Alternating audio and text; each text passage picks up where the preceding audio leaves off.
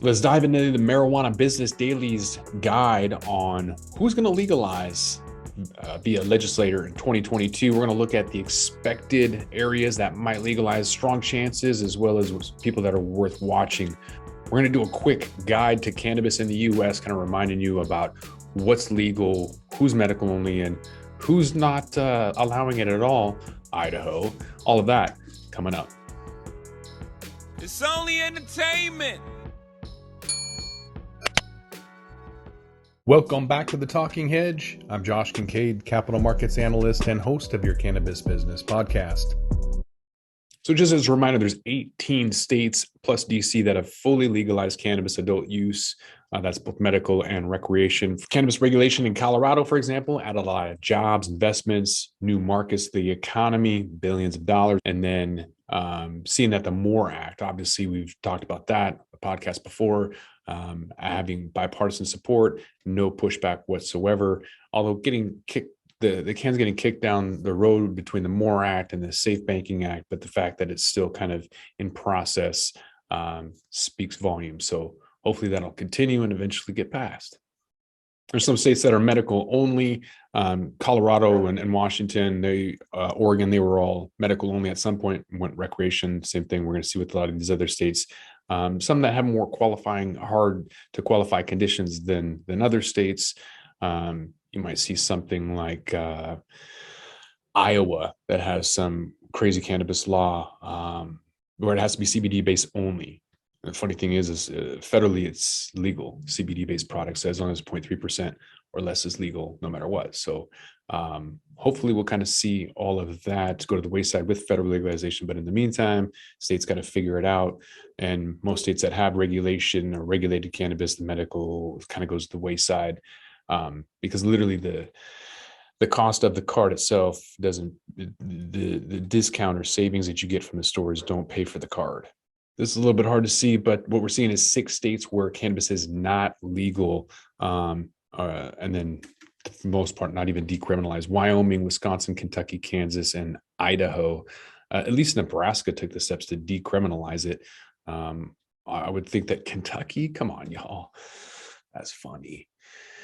Because, like everybody in office in Kentucky is going to be on some hemp and cannabis board eventually. But in the meantime, they're just not really allowing it to go anywhere, which is frustrating.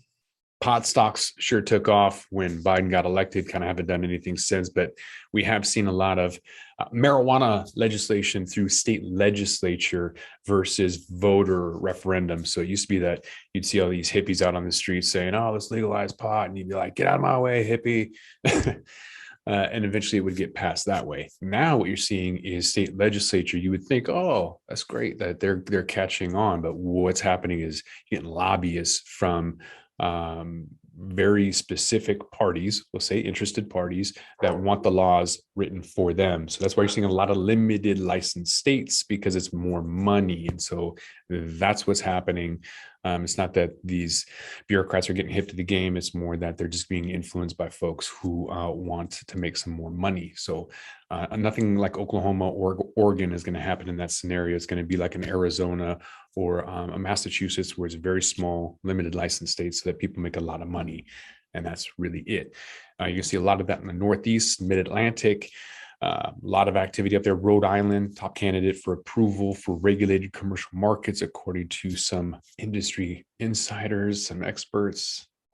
There's some other factors that are driving lawmakers. There's support for legalization, mostly because they're seeing the medical aspect. A lot of that came from Charlotte's Web. So kind of CBD paved the way, if you will.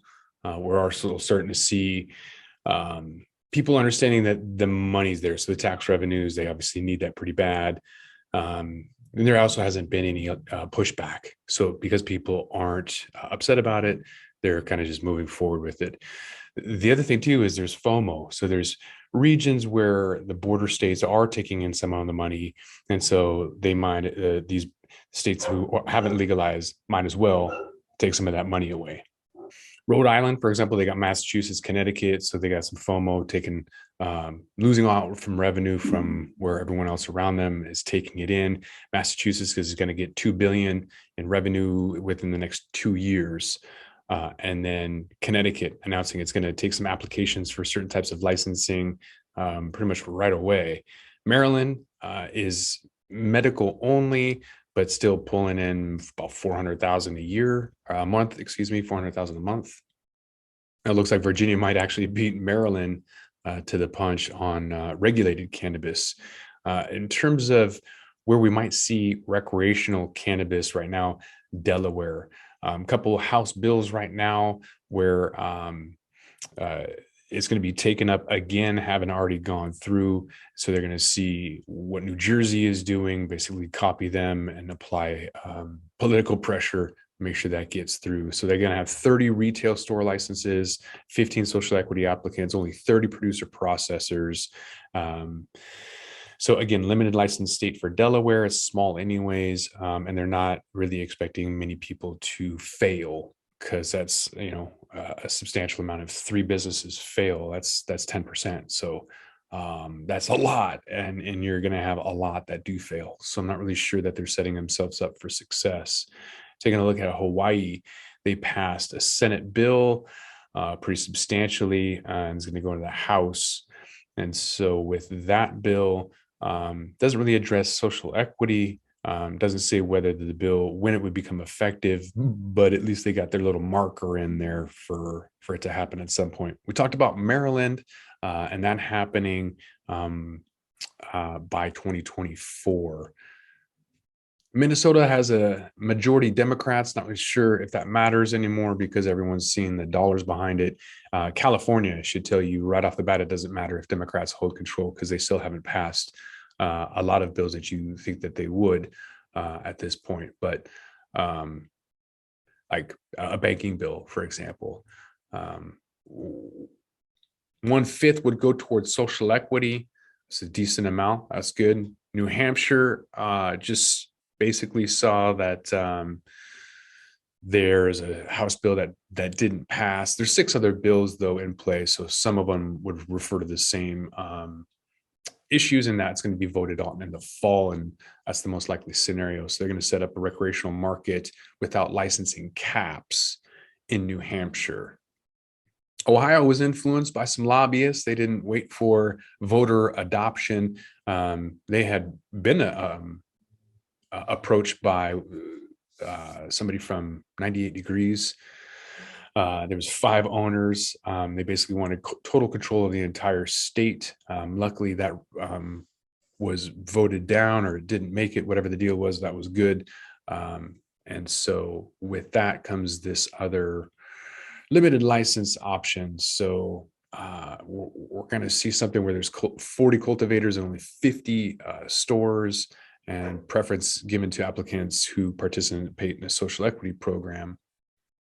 Pennsylvania, kind of, I guess the Republican-led Senate is being a roadblock there, that they want to help social equity applicants and cap to 50 growers and 50 processors and 100 permits to have Pennsylvania be a limited license state.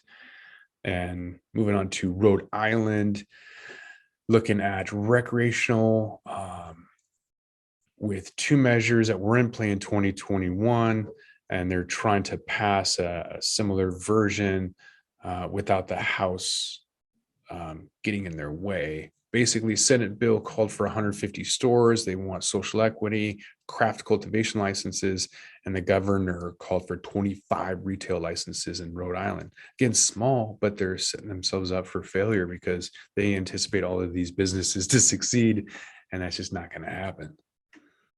Kansas looks like they got a bill that looks like it's got a good chance of passing and setting aside 15% of licenses for minority applicants. Mississippi, on the other hand, is really unfortunate, really, really crazy, where the state legislative negotiators agreed on a more restrictive marijuana measure after the Supreme Court voided a business-friendly voter-approved measure. So now the state's going to negotiate what they want for the people. That's crazy. So pretty sketchy. We'll see what happens with Mississippi, but that sucks. North Carolina, they're looking at a Compassionate Cares Act, moving through several committees, and then being placed on the back burner for probably COVID stuff, but their state budget is pretty tore up. So they're going to obviously look at passing it this year, and they want supplier licenses in addition to the normal stuff. They want each license holder can have up to 4 dispensaries. Washington State allows 6, so that's not too bad. We'll see if they expand that from 4 to 6 or whatever. And then at least 1 in a county designated as economically disadvantaged. They don't really care about social equity, but they're trying to appease somebody. Looking at their neighbors, South Carolina, the state committee advanced the Compassionate Cares Act that they have. Probably not going to do anything until May, though.